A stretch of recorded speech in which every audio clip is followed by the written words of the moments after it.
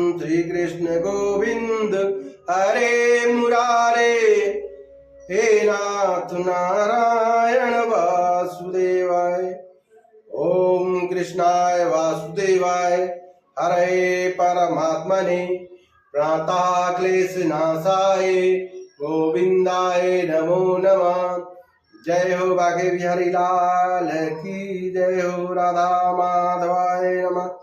श्री सुखदेव महाराज की जय हो, श्रीमद् भागवत महापुराण की जय हो। सप्तम स्कंद 8वां अध्याय। नरसिंह भगवान का प्रादुर्भाव, हिरण्यकश्यप का वध एवं ब्रह्मादि देवताओं का भगवान की स्तुति। नारद जी कहते हैं, प्रहलाद जी का प्रवचन सुनकर दैत्य बालकों ने उसी समय से निर्दोष होने के कारण उनकी बात पकड़ ली। गुरु जी की दूषित शिक्षा की ओर उन्होंने ध्यान ही न दिया। जब गुरु जी ने देखा कि उन सभी विद्यार्थियों की बुद्धि एकमात्र भगवान में स्थिर हो रही है, तब वे बहुत घबराए और तुरंत हिरण्यकश्यप के पास जाकर निवेदन किया। अपने पुत्र प्रहलाद की इस असहाय और अप्रिय अनीति को सुनकर क्रोध के मारे उसका शरीर थर थर कांपने लगा। अंत में उसने यही निश्चय किया कि प्रहलाद को अब अपने ही हाथ से मार डालना चाहिए। मन और इंद्रियों को बस में रखने वाले प्रहलाद जी बड़ी नम्रता से हाथ जोड़कर चुपचाप हिरण्यकश्यप के सामने खड़े थे और तिरस्कार के सर्वथा अयोग्य थे। परंतु हिरण्यकश्यप स्वभाव से ही क्रूर था। वह पैर की चोट खाए हुए सांप की तरह फुफकारने लगा। उसने उनकी ओर पाप भरी टेढ़ी नजर से देखा और कठोर वाणी से डांटते हुए कहा, मूर्ख, तू बड़ा उदंड हो गया है। स्वयं तो नीच है ही, अब हमारे कुल के और बालकों को भी छोड़ना चाहता है। तूने बड़ी ढिठाई से मेरी आज्ञा का उल्लंघन किया है। आज ही तुझे यमराज के घर भेजकर इसका फल चखाता हूँ। मैं तनिक सा क्रोध करता हूँ तो तीनों लोग और उनके लोकपाल कांप उठते हैं। फिर मूर्ख, तूने किसकी बलबूते पर निडर की तरह मेरी आज्ञा के विरुद्ध काम किया है? प्रहलाद जी ने कहा, दैत्यराज, ब्रह्मा से लेकर तिनके तक सब छोटे बड़े चर अचर जीवों को भगवान ने ही अपने बस में कर रखा है। न केवल मेरे और आपके बल्कि संसार के समस्त बलवानों के बल भी केवल वही हैं। वे ही पराक्रमी सर्वशक्तिमान प्रभु काल हैं तथा समस्त प्राणियों के इंद्रिय बल, मनोबल, देह बल, धैर्य और इंद्रिय भी वही हैं। वही परमेश्वर अपनी शक्तियों के द्वारा इस विश्व की रचना, रक्षा और संहार करते हैं। वे ही तीनों गुणों के स्वामी हैं। आप अपना यह असुर भाव छोड़ दीजिए। अपने मन को सबके प्रति समान बनाइए। इस संसार में अपने बस में न रहने वाले कुमार्गामी मन के अतिरिक्त और कोई शत्रु नहीं है। मन में सबके प्रति समता का भाव लाना ही भगवान की सबसे बड़ी पूजा है।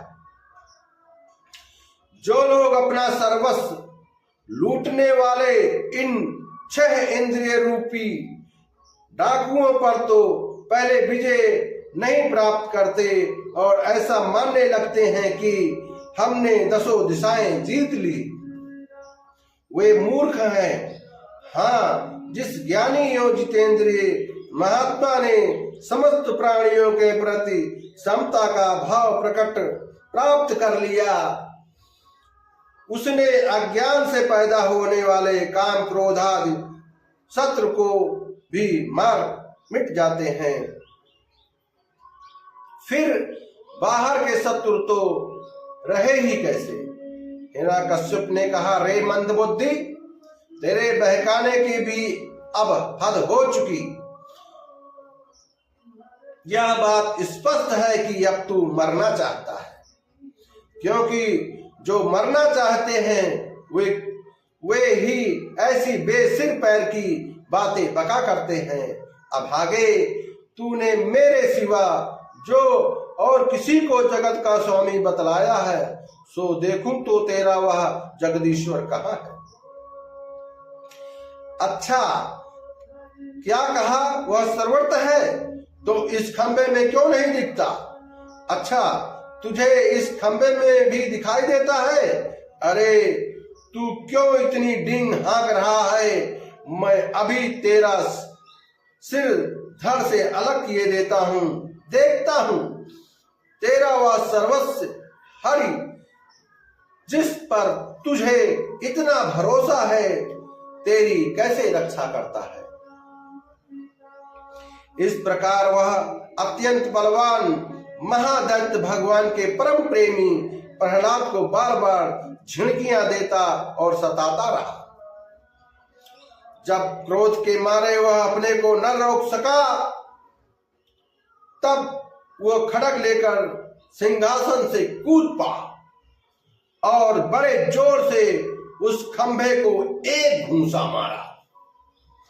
उसी समय उस खंभे में एक बड़ा भयंकर शब्द हुआ। ऐसा जान पड़ा मानो ब्रह्मांड ही फट गया। वह ध्वनि जब लोकपालों के लोक में पहुंची, तब उसे सुनकर ब्रह्मादि को ऐसा जान पड़ा मानो उनके लोकों का प्रलय हो रहा है। हिरण्यकश्यप प्रहलाद को मार डालने के लिए बड़े जोर से झपटा था, परंतु दैत्य सेनापति को भी भय से कपा देने वाले उस अद्भुत और अपूर्व घोर शब्द को सुनकर वह घबराया हुआ सा देखने लगा कि यह शब्द करने वाला कौन है। परंतु उसे सभा के भीतर कुछ भी दिखाई न पड़ा। इसी समय अपने सेवक प्रहलाद और ब्रह्मा की वाणी सत्य करने और समस्त पदार्थों में अपनी व्यापकता दिखाने के लिए सभा के भीतर उसी खंभे में बड़ा ही विचित्र रूप धारण करके भगवान प्रकट हुए।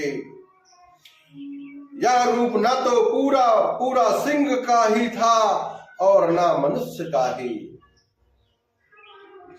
जिस समय हिरण्यकश्यप शब्द करने वाले की इधर उधर खोज कर रहा था, उसी समय खंबे के भीतर से निकलते हुए उस अद्भुत प्राणी को उसने देखा।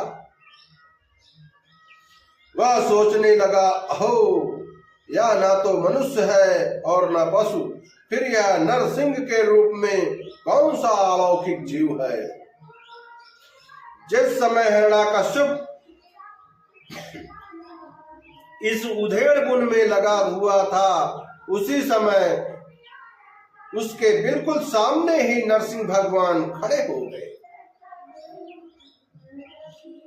उसका यह रूप अत्यधिक भयावना था। तपाए हुए सोने के समान पीली पीली भयानक आंखें थीं।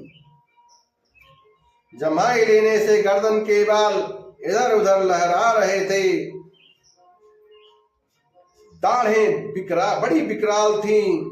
तलवार की तरह लपलपाती हुई छुरे की धार के समान तीखी जीभ थी।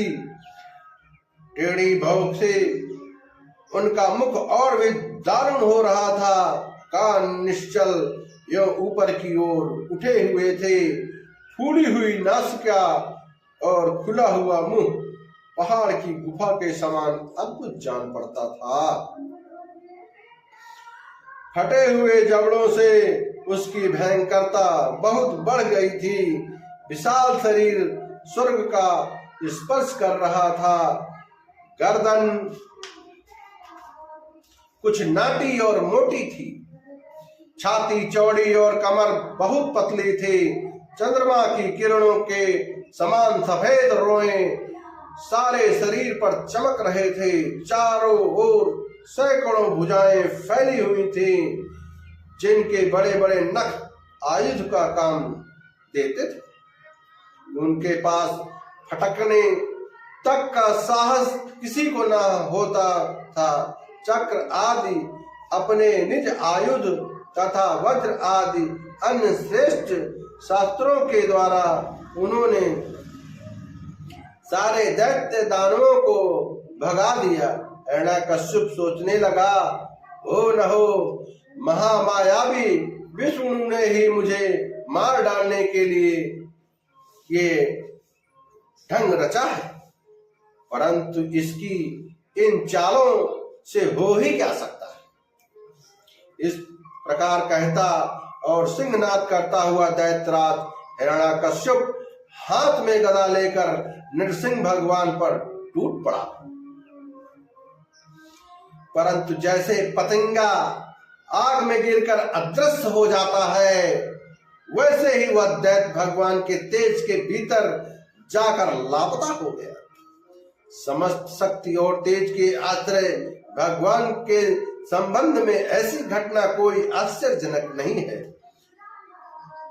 क्योंकि षष्ठ के आरंभ में उन्होंने अपने तेज के प्रलय से निमित्त भूत तमोगुणी रूपी घोर अंधकार को भी पी लिया था।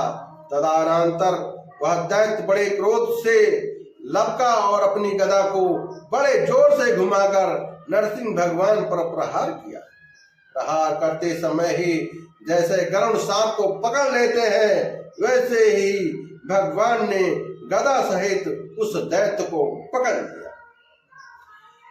वे जब उसके साथ खिलवाड़ करने लगे, तब वह दैत्य उनके हाथ से वैसे ही निकल गया जैसे क्रीड़ा करते हुए गरुड़ के चंगुल से सांप छूट जाए।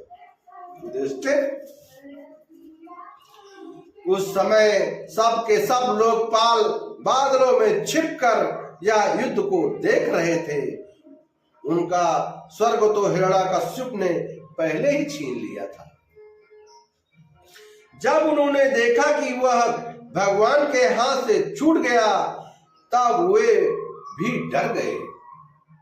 हिरण्यकश्यप ने भी यही समझा कि नरसिंह ने मेरे बल वीर से डरकर ही मुझे अपने हाथ से छोड़ दिया।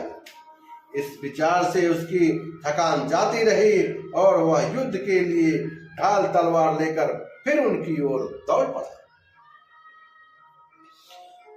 उस समय वह बाज की तरह बड़े वेग से ऊपर नीचे उछल कूद कर इस प्रकार ढाल तलवार के पैतरे बदलने लगा कि जिससे उस पर आक्रमण करने का अवसर ही न मिले। तब भगवान ने बड़े ऊंचे स्वर से प्रचंड और भयंकर अट्टहास किया, जिससे हिरण्यकश्यप की आंखें बंद हो गईं। फिर बड़े वेग से झपट कर भगवान ने उसे वैसे ही पकड़ लिया जैसे सांप चूहे को पकड़ लेता है। जिस हिरण्यकश्यप के चमड़े पर वज्र की चोट से भी खरोच नहीं आती थी, वही अब उनके पंजे से निकलने के लिए जोर जोर से छटपटा रहा था। भगवान ने सभा के दरवाजे पर ले जाकर उसे अपनी जांघों पर गिरा लिया और खेल खेल में अपने नखों से उसे उसी प्रकार फाड़ डाला जैसे गरुड़ महाभीषण सांप को चीर डालते। उसी समय उनकी क्रोध से भरी विकराल आंखों को ओर देखा नहीं जाता था। वे अपनी लपलपाती हुई जीभ से फैले हुए मुख के दोनों कोने चाट रहे थे। उनके छींटों से उनका मुंह और गर्दन के बाल लाल हो रहे थे। हाथी को मारकर गले में आंतों की माला पहने हुए मृगराज के समान उनकी शोभा हो रही थी। उन्होंने अपने तीखे नखों से हिरण्यकश्यप का कलेजा फाड़कर उसे जमीन पर पटक दिया। उस समय हजारों दैत्य दानव हाथों में शस्त्र लेकर भगवान पर प्रहार करने के लिए आए, पर भगवान ने अपनी भुजा रूपी सेना से, लातों से और नख रूपी शस्त्रों से चारों ओर खदेड़ खदेड़ कर उन्हें मार डाला। युधिष्ठिर उस समय भगवान नरसिंह के गर्दन के बालों की फटकार से बादल तितर बितर होने लगे। उनके नेत्रों की ज्वाला से सूर्य आदि ग्रहों का तेज फीका पड़ गया। उनके श्वास से धक्के से समुद्र क्षुब्ध हो गए। उनके सिंहनाद से भयभीत होकर दिग्गज चिघाड़ने लगे।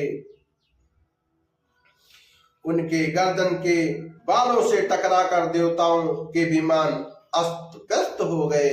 स्वर्ग डगमगा गया। उनके पैरों की धमक से भूकंप आ गया।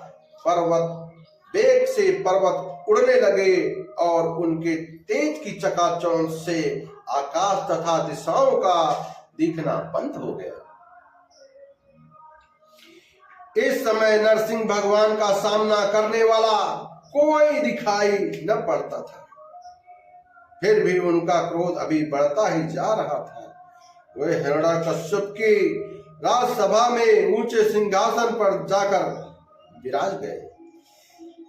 उस समय उनके अत्यंत तेज रूप पूर्ण और क्रोध से भरे भयंकर चेहरे को देखकर किसी का भी साहस न हुआ कि उनके पास जाकर उनकी सेवा करे। युधिष्ठिर, जब स्वर्ग की देवियों को यह शुभ समाचार मिला कि तीनों लोकों के सिर की पीड़ा का मूर्तिमान स्वरूप हिरण्यकश्यप युद्ध में भगवान के हाथों मार डाला गया, तब आनंद के उल्लास से उनके चेहरे खिल उठे। वे बार बार भगवान पर पुष्पों की वर्षा करने लगी। आकाशों में विमान से आए हुए भगवान के दर्शनार्थी देवताओं की भीड़ लग गई। देवताओं के ढोल और नगारे बजने लगे, गंधर्वराज गाने लगे, अप्सराएं नाचने लगी। इसी समय ब्रह्मा, इंद्र, शंकर आदि देवता, ऋषि, पितर, सिद्ध, विद्याधर, महानाग, मनु, प्रजापति, गंधर्व, अप्सराएं, चारण, यक्ष, किम पुरुष, वेताल, सिद्ध, किन्नर और सुनंद, कुमुद आदि भगवान के सभी पार्षद उनके पास आए। उन लोगों ने सिर पर अंजलि बांधकर सिंहासन पर विराजमान अत्यंत तेजस्वी नरसिंह भगवान की थोड़ी दूर से अलग अलग स्तुति की। ब्रह्मा जी ने कहा, प्रभु आप अनंत हैं, आपकी शक्ति का कोई पार नहीं पा सकता। आपका पराक्रम विचित्र और कर्म पवित्र है। यद्यपि गुणों के द्वारा आप लीला से ही संपूर्ण विश्व की उत्पत्ति, पालन और प्रलय यथोचित ढंग से करते हैं, फिर भी आप उनसे कोई संबंध नहीं रखते, स्वयं निर्विकार रहते हैं।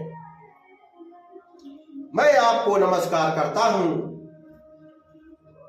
श्री रुद्र ने कहा, आपके क्रोध करने का समय तो कल्प के अंत में होता है। यदि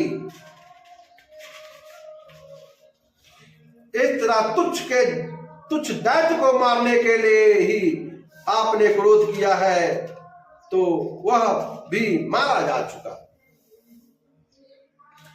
उसका पुत्र आपकी शरण में आया है। भक्तवत्सल प्रभु, आप अपने इस भक्त की रक्षा कीजिए। इंद्र ने कहा, पुरुषोत्तम, आपने हमारी रक्षा की है।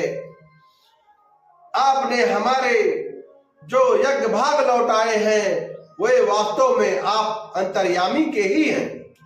दैत्यों के आतंक से संकुचित हमारे हृदय कमल को आपने प्रफुल्लित कर दिया, वह भी आपका ही निवास स्थान है। यह जो स्वर्ग आदि का राज हम लोगों को पुनः प्राप्त हुआ है, यह सब काल का ग्रास है। जो आपके सेवक हैं उनके लिए यह है ही क्या। स्वामिन, जिन्हें आपकी सेवा की चाह है वे मुक्ति का भी आदर नहीं करते, फिर अन्य भोगों की तो उन्हें आवश्यकता ही क्या है। ऋषियों ने कहा, पुरुषोत्तम, आपने तपस्या के द्वारा ही अपने में लीन हुए जगत की फिर से रचना की थी और कृपा करके उसी आत्म तेज स्वरूप श्रेष्ठ तपस्या का उद्देश्य आपने हमारे लिए भी किया था। इस दैत्य ने उसी तपस्या का उच्छेद कर दिया था। शरणागत वत्सल उस तपस्या की रक्षा के लिए अवतार ग्रहण करके आपने हमारे लिए फिर से उसी उपदेश का अनुमोदन किया है। पितरों ने कहा, प्रभो, हमारे पुत्र हमारे लिए पिंडदान करते थे या उन्हें बलात् छीन कर खा जाया करता था। जब से पवित्र तीर्थ में ये संक्रांति आदि के अवसर पर नैमित्तिक तर्पण करते या तिलांजलि देते, तब उसे भी यह पी जाता। आज आपने अपने नखों से उसका पेट फाड़कर वह सब का सब लौटाकर हमें दे दिया। आप समस्त धर्मों के एकमात्र रक्षक हैं।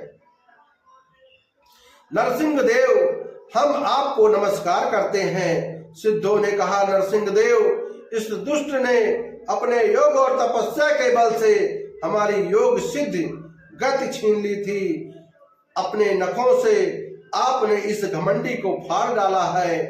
हम आपके चरणों में विनीत भाव से नमस्कार करते हैं। विद्याधरों ने कहा, यह मूर्ख हिरण्याकश्यप अपने बल और वीरता के घमंड में चूर था। यहाँ तक कि हम लोगों ने विविध धारणाओं से जो विद्या प्राप्त की थी उसे इसने व्यर्थ कर दिया था। आपने युद्ध में यज्ञ पशु की तरह इसको नष्ट कर दिया। आपकी लीला से नरसिंह बने हुए आपको हम नित्य निरंतर प्रणाम करते हैं।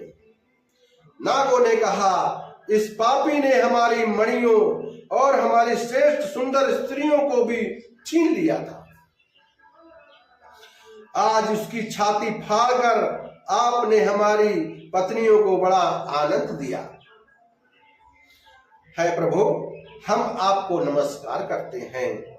मनुओं ने कहा, देवादिदेव, हम आपके आज्ञाकारी मनु हैं। इस दैत्य ने हम लोगों की धर्म मर्यादा भंग कर दी थी। आपने उस दुष्ट को मारकर बड़ा उपकार किया। प्रभु, हम आपके सेवक हैं, आज्ञा कीजिए, हम आपकी क्या सेवा करें। प्रजापति ने कहा, परमेश्वर, आपने हमें प्रजापति बनाया था, परंतु इसके रोक देने से हम प्रजा की सृष्टि नहीं कर पाते थे। आपने इसकी छाती फाड़ डाली और यह जमीन पर सर्वदा के लिए सो गया। सत्यम मूर्ति धारण करने वाले प्रभु, आपका यह अवतार संसार के लिए कल्याण के लिए है। गंधर्वों ने कहा, प्रभु, हम आपके नाचने वाले, अभिनय करने वाले और संगीत सुनाने वाले सेवक हैं। इस दैत्य ने अपने बल, वीर और पराक्रम से हमें अपना गुलाम बना रखा था। उसे आपने इस दशा को पहुंचा दिया। सच है, मार्ग से चलने वाले का भी क्या कभी कल्याण हो सकता है। चारणों ने कहा, प्रभु, आपने सज्जनों के हृदय को पीड़ा पहुंचाने वाले इस दुष्ट को समाप्त कर दिया। इसलिए हम आपके उन चरण कमलों की शरण में हैं, जिनके प्राप्त होने पर ही मनुष्य मृत रूप संसार चक्र से छुटकारा मिल जाता है। यक्षों ने कहा, भगवान, आपने श्रेष्ठ कर्मों के कारण हम लोग आपके सेवकों में प्रधान गिने जाते थे, परंतु हिरण्यकश्यप ने हमें अपनी पालकी ढोने वाला कहां बना लिया। प्रकृति के नियामक परमात्मा इसके कारण होने वाले आपके निज जनों को कष्ट जानकर ही आपने इसे मार डाला है। किम पुरुषों ने कहा, हम लोग अत्यंत तुच्छ किम पुरुष हैं और सर्वशक्तिमान महापुरुष हैं। जब सत्पुरुषों ने इसका तिरस्कार किया, इसे धिक्कारा, तभी आज आपने इस कुपुरुष असुराधम को नष्ट कर दिया। वैतालिकों ने कहा, भगवान बड़ी बड़ी सभाओं और ज्ञान यज्ञों में आपके निर्मल यश का गान करके हम बड़ी प्रतिष्ठा पूजा प्राप्त करते थे। इस दुष्ट ने हमारी वह आजीविका ही नष्ट कर दी थी। बड़े सौभाग्य की बात है कि मनोरोग के समान इस दुष्ट को आपने जड़ मूल से उखाड़ दिया। किन्नरों ने कहा, हम किन्नर गण आपके सेवक हैं। यह दैत्य हमसे वेगार में ही काम लेता था। भगवान आपने कृपा करके आज इस पापी को नष्ट कर दिया। प्रभु, आप इसी प्रकार हमारा अभ्युदय करते रहें। भगवान के पार्षदों ने कहा, शरणागत वत्सल, संपूर्ण लोगों को शांति प्रदान करने वाला आपका यह अलौकिक नरसिंह रूप हमने आज ही देखा है। भगवान, यह दैत्य आपका वही आज्ञाकारी सेवक था जिसे सनकादि ने शाप दे दिया था। हम समझते हैं आपने कृपा करके उसके उद्धार के लिए इसका वध किया। ओम नरसिंह भगवान की जय। ओम श्री कृष्ण गोविंद हरे मुरारे, हे नाथ नारायण वासुदेवाय। ओम कृष्णाय वासुदेवाय हरे परमात्मने प्रातः क्लेश नाशाय गोविंदाय नमो नमः। राधा माधवाय नमः। श्री सुखदेव महाराज की जय हो। श्रीमद् भागवत महापुराण की जय।